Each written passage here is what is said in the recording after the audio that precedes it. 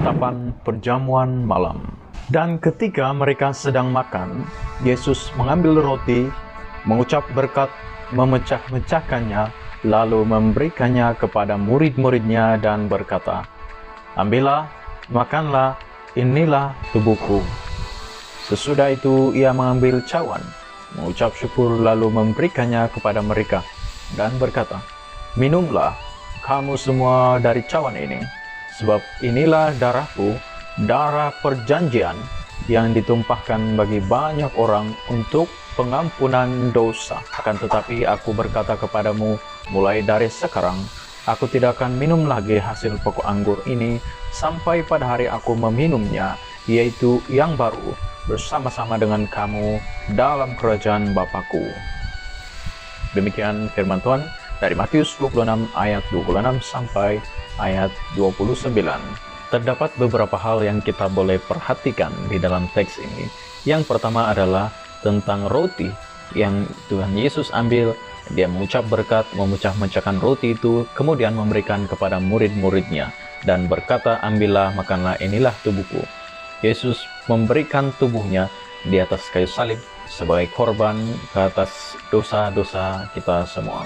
Di dalam perjanjian lama, bagaimana dapat menghapuskan dosa, yaitu dengan adanya korban-korban kepada Allah. Dengan demikian, kesalahan yang ada pada seseorang diberikan, ditumpahkan, seperti ditanggung oleh domba atau binatang yang akan menjadi korban itu, sehingga darahnya tercurah.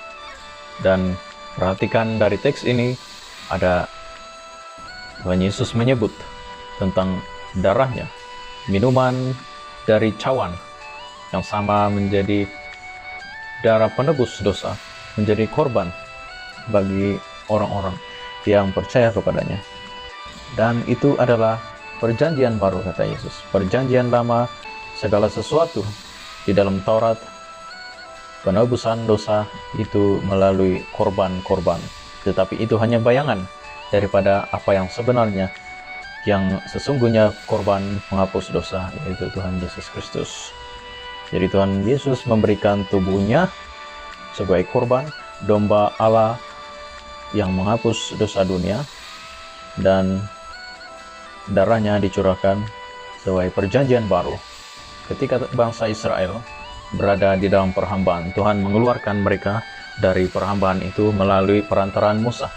Dan ada 10 kutuk terhadap bangsa Mesir. Dan kutuk yang terakhir adalah dia akan membunuh anak sulung.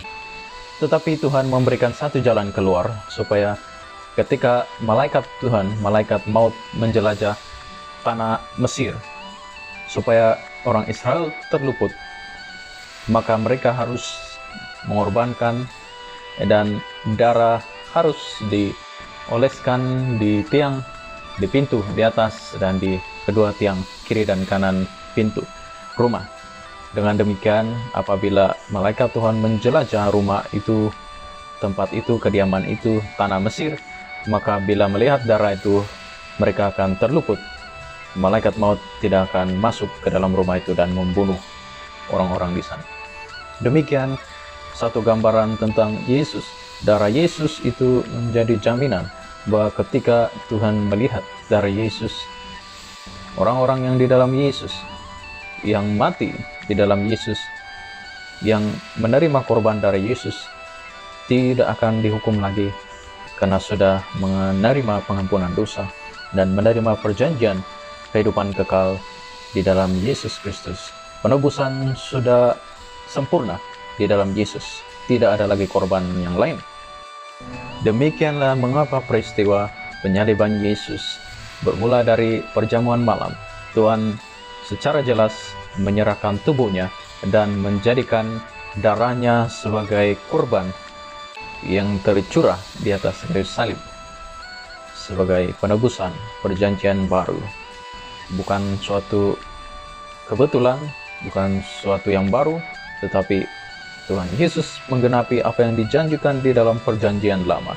Tuhan Yesus adalah penggenapan segala nubuat nabi-nabi. Bahwa Mesias yang dijanjikan itu bukanlah Mesias Raja yang akan memerintah seperti Daud, dengan tentara, dengan kerajaan yang digerudi dengan peperangan. Tetapi kerajaan Yesus Kristus adalah tentang kerajaan damai sejahtera, pengampunan dosa, kebangkitan tubuh, dan kehidupan yang kekal di dalam Tuhan. Karena itu, Tuhan Yesus berkata, "Barang siapa yang percaya kepadanya tidak berada di dalam hukuman lagi." Yohanes 3 ayat 16 berkata, "Karena begitu besar kasih Allah akan dunia ini, sehingga Dia mengaruniakan, memberikan anaknya yang tunggal sebagai korban. Tubuhnya diberikan, darahnya tercurah di atas kayu salib sebagai penghapus dosa bagi dosa-dosa manusia.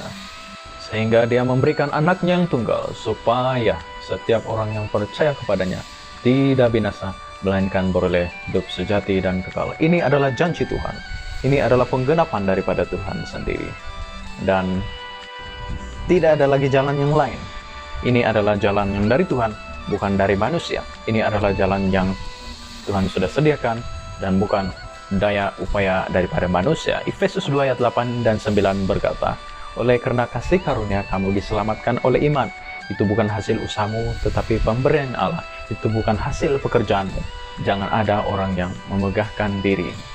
Maka oleh kebaikan Tuhan, karunia Tuhan, semua ini dikerjakan untuk keselamatan manusia.